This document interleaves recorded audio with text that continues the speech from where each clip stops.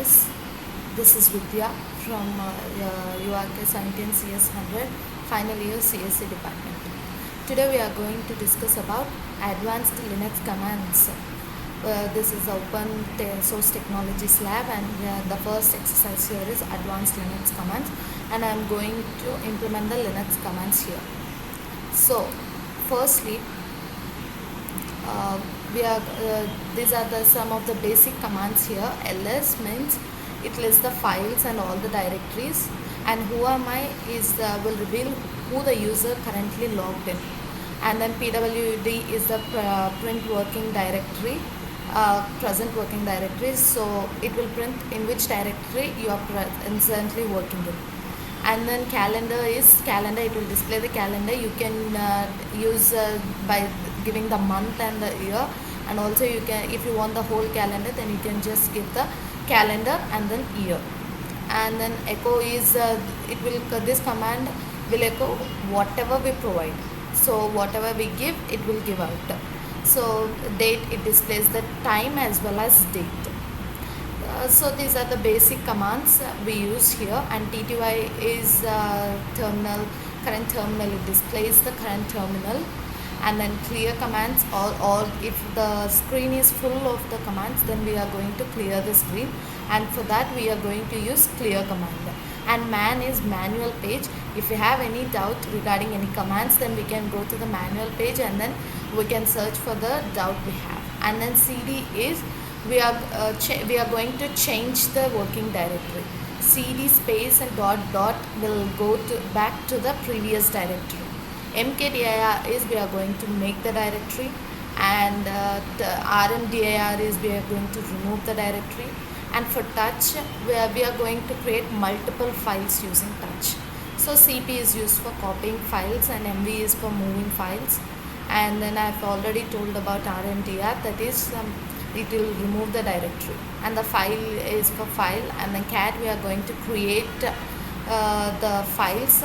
Actually the cat command is a concatenator, but it can also be used to view the contents of the file. So head and tail, we are going to say which part of the code should be visible to you in the content. For that we'll be using head and tail command. And wc is word count. We can word count, we can use the words, we can count the number of words in the particular sentence.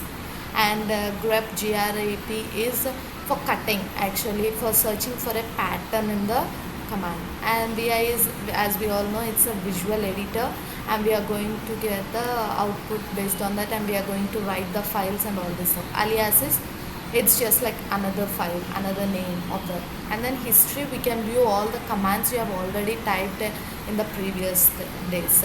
And help, we can take help by using hyphen and help.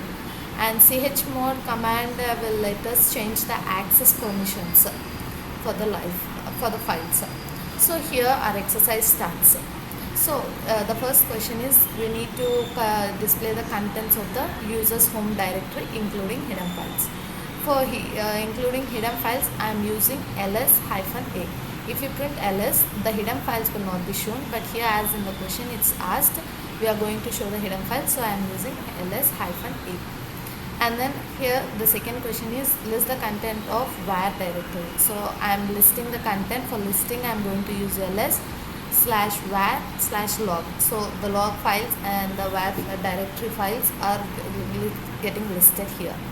So here I am creating two directories named ddir1, ddir2. mkdir, the command used to create a directory is mkdir. So with my name, I am going to create a hidden directory, and for that hidden directory you need to put a dot before the hidden directory, so that it will create the hidden directory with our name. And we can see here the highlighted blue ones are the hidden directories. So all the others are in normal white, and the blue are the hidden directories. This is according to my code, this is according to my file, my access URK 17 CS100. I have these many of the hidden files. So I am going to display the content of the hidden directory. So firstly, I am creating a file. This is the directory, this is my hidden directory, and I am going to create file in these directories.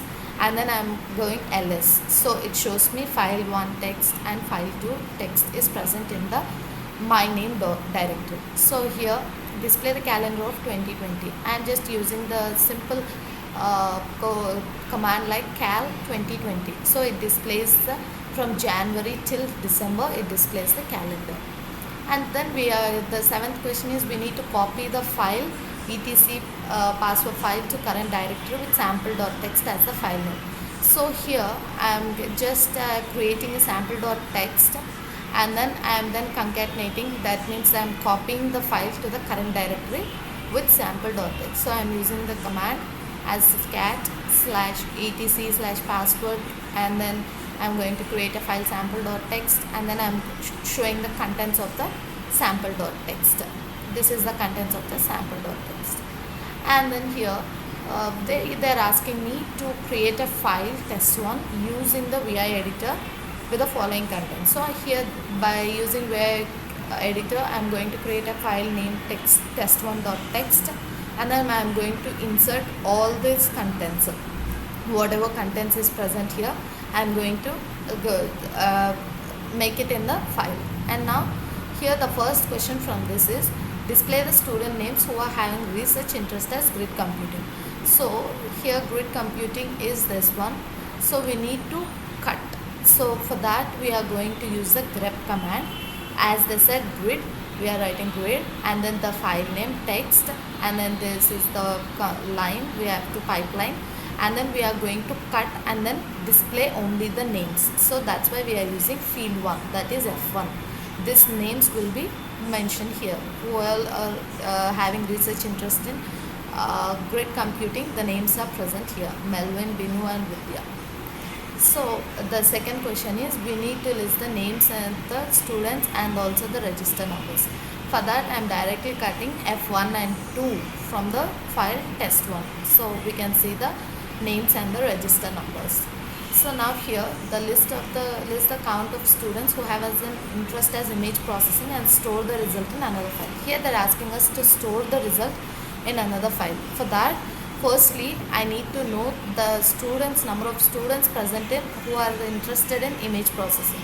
So I am going to grab image as image processing from test1 file, and then I am also word count. So word count, and then I am going to create a file, new file test2.txt, and then I am going to save it in that.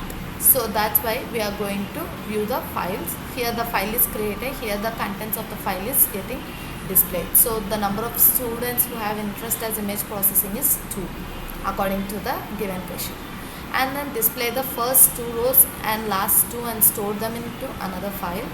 For that I am going to give firstly I am going to give the number and then file name, and then now here I am going to say this: display the contents of the file test1 without any blank lines. So for blank lines we are going to use this the cap and then the dollar symbol, and then it's showing like this without any blank lines.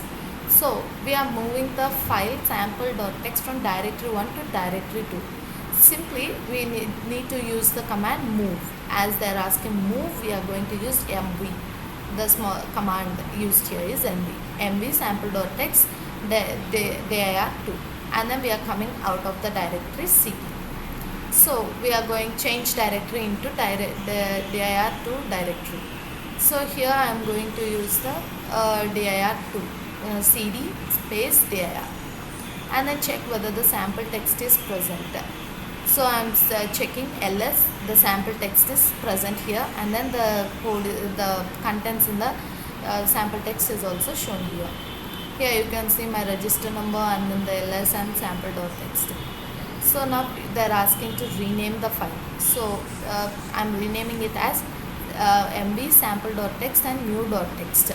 The new name is given here and the old name is here, and then I am listing it, so we can see it's just new.txt.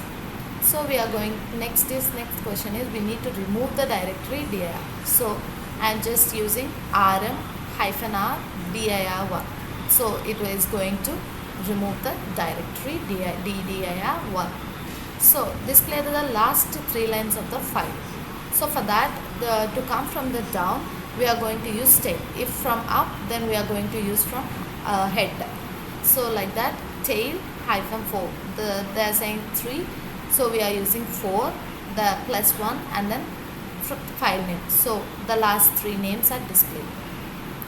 So again, it's asking save the list into a file and name today history. So cat today history.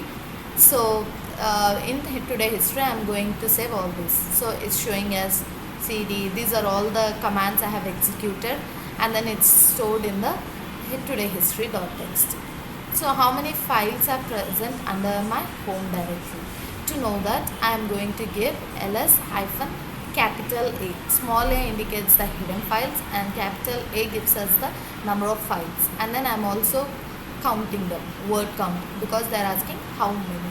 So I am getting 284. 284 files are present in URK17 CS100 file, my access. And then they are asking to perform the sorting of 3 files and store the sorted file in the 4th file. And for that, I am going to sort file type, file 1, file 2, file 3, and then I'm also going and creating it in the file 4. So I'm sorting all the 3 files in the 4th floor. That's why I'm displaying the content of the 4th floor. Then it's showing as file 1, file 2, file 3. I've given this content in the file text and file 2 text and file 3 text. Now they're asking us to change the permission of the newly created file. So I'm using ls-l. I'm creating a new file, file5.txt. So I'm also changing the permission access. So for that, for changing the permission access, I'm going to use chmod. So, and then we need to display the network status. Network status is simply we need to give the command as netstat, and we'll get all the network status on the shell. So, and I need to compare 2 files and search for both common and exclusive features. So firstly, I need to create com.txt and then common.txt, give some text, and then use the, as we are using compare, so we are saying differentiate. So diff, then we'll get the differentiation in this, both the files comparing. Display the user ID, process ID, and parent process ID. For that, I'm going to simply type the command ps-f, then I'm going to get the user ID, process ID, parent process ID. The PID is nothing but process ID, and PPID is nothing but parent process ID. Report disk usages of the file system. For disk usage, we are having a command as du. So for the file system, so I am giving it as -h. So here they are asking to display the statistics of all ports connected to a network. So I am giving it as netstat-l. So I am getting all the statistics connected of all the ports which are connected to my network. So these many ports are connected to my network. So here they are asking to display the uptime. Just uptime, we need to just give the uptime, and then it's like it's showing as up 10 days, 430, 140 users, load average, and all this stuff is given by giving the command uptime. So Julian day is nothing but we need to find the date. So date I am getting, and then I am also using for finding the Julian day, I am just giving date plus %j. So I get the Julian day today. And then IP information. To get the IP information, I just give IP ADDR, that is IP address. We'll get the IP information totally. And then we are going to display the free space in the system. To display the free space, I am saying df-k in the system. I'm going to use -k, and the free space is df. So the last question is display the configuration information of your network. So for the configuration for network statistics, we are going to use netstat. As they are asking for configuration information, I am giving netstat-nr. So the Linux commands are studied and executed properly, and then we can see how it's working in my code, that is URK17 CS100. Thank you guys for watching. Let's meet again.